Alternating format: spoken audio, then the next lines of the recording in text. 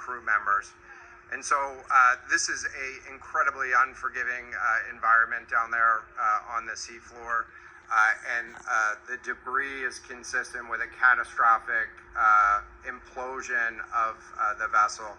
And so we'll continue to work and continue to search the area down there, but I don't have an answer for prospects at this time. Admiral, it's Tom Costello at NBC News. Is there any suggestion, any suggestion at all that the sub itself collided with the wreckage of Titanic, or that instead it might have imploded above the wreckage and then rained down nearby?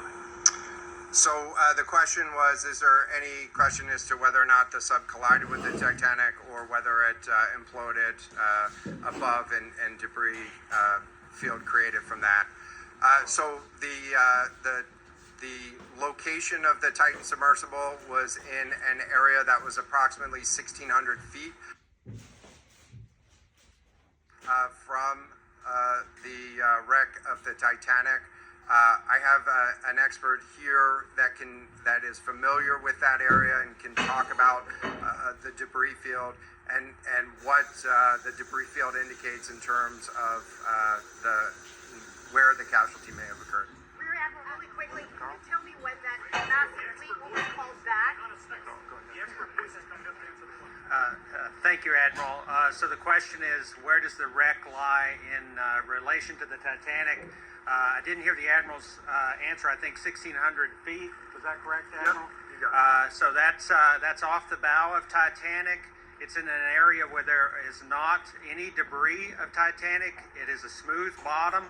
To my knowledge and anything I've seen, there's no Titanic wreckage in that area. And again, 200 plus meters from the bow, and consistent with the location of last communication for an implosion in the water column. And the size of the debris field is consistent with that implosion in the water column.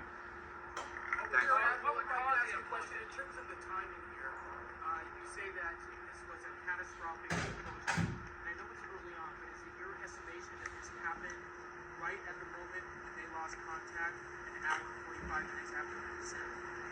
So the question was about the timing of the catastrophic implosion. Right now, it is too early to tell with that. We know that as we've been prosecuting this search over the course of the last 72 hours and beyond, that we've had sonar buoys in the water nearly continuously and have not detected any catastrophic events when those sonar buoys have been in the water. So, Can you describe what happens from here, sir, in the next days and weeks in terms of finding any more debris? What happens from here? So we will. The question was, what happens from here? What's the next phase? And so right now, again, our thoughts are with the families and making sure that they have an understanding as best as we can provide of what happened and begin to find some closure. In terms of the large process, we're going to continue to investigate the site of the debris field. And then I know that there's also a lot of questions about how, why, and when did this happen.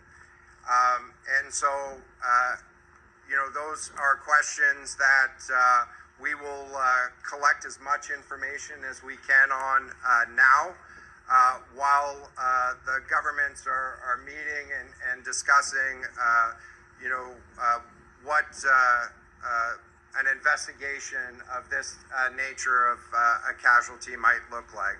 This is something that happened. I'll just remind everybody. This is something that happened in a remote portion of the ocean with people from several different countries around the world.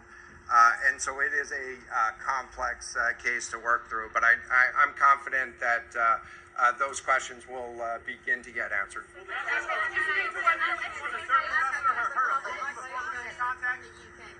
any suggestion that time factors, speed, anything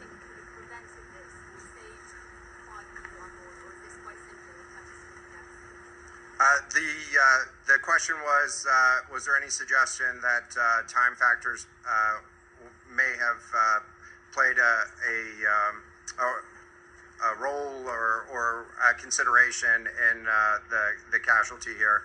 And so the debris field is consistent with a catastrophic implosion of the vessel.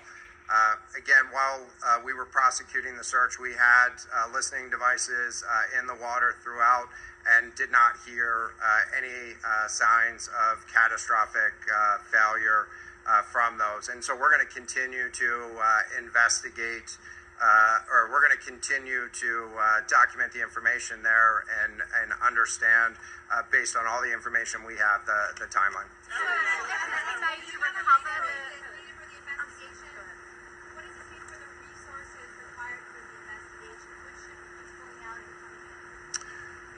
So the question was, what are the resources required for the investigation, and which ships will be pulling out and staying in? And so it's too early for me to talk about an investigation. That's a decision that's going to be taken outside of the search and efforts that I was leading. But we do have a number of vessels. We have 9 vessels on the scene right now. We had medical personnel on scene. We had other technicians on scene.